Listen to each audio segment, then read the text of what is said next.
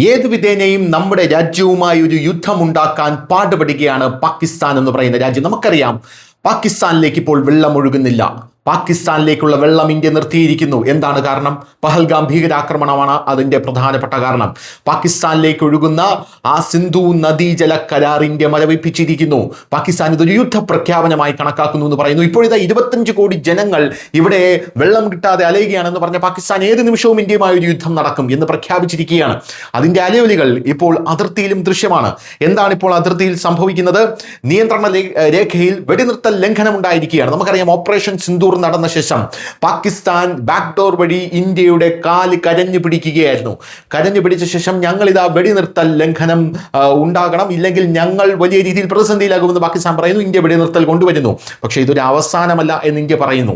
India പറയുന്നത് operation Sindoor എപ്പോൾ വേണമെങ്കിലും പുനരാരംഭിക്കാമെന്നുള്ളതാണ്. ഇനി അതിന്റെ രൂപവും ഭാവവും പാകിസ്ഥാൻ കാണുന്ന രീതിയിലായിരിക്കില്ല, അത് ഭയാനകരമായിരിക്കുമെന്ന് ഇന്ത്യ പറയുന്നു. ഇപ്പോഴിതാ ആ നിയന്ത്രണ രേഖയിൽ ഓപ്പറേഷൻ സിന്ദൂർ നിർത്തിവെച്ച അതേ നിയന്ത്രണ രേഖയിൽ വീണ്ടും വലിയ വെടിനിർത്തൽ ലംഘനം ഉണ്ടായിരിക്കുന്നു എന്നുള്ളതാണ്.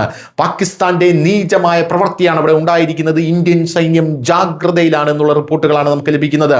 പ്രാഥമിക വിവരങ്ങൾ പ്രകാരം വെടിവയ്പ് ഒരു പരിമിതമായ പ്രദേശത്ത് മാത്രമായി ഒതുങ്ങി. ഇന്ത്യൻ സൈന്യം സ്ഥിതിഗതികൾ പൂർണ്ണമായും നിയന്ത്രണത്തിലാക്കി. സൈനികർ ജാഗ്രതയോടെ വെടി ഉതിർത്തതിനാൽ പാകിസ്ഥാൻ ഭാഗത്തെ പ്രവർത്തനങ്ങൾ ശാന്തമായി എന്നാണ് അറിയാൻ സാധിക്കുന്നത്. പാക് അധിനിവേശ കശ്മീരിൽ തുടരുന്ന അസ്വസ്ഥതകൾക്കിടയിൽ പൂഞ്ച് ജില്ലയിലെ മെന്ദറിലെ ഇന്ത്യ പാകിസ്ഥാൻ നിയന്ത്രണ രേഖയിൽ ഞായറാഴ്ച വൈകുന്നേരം വെടിനിർത്തൽ ലംഘനം നടന്നു.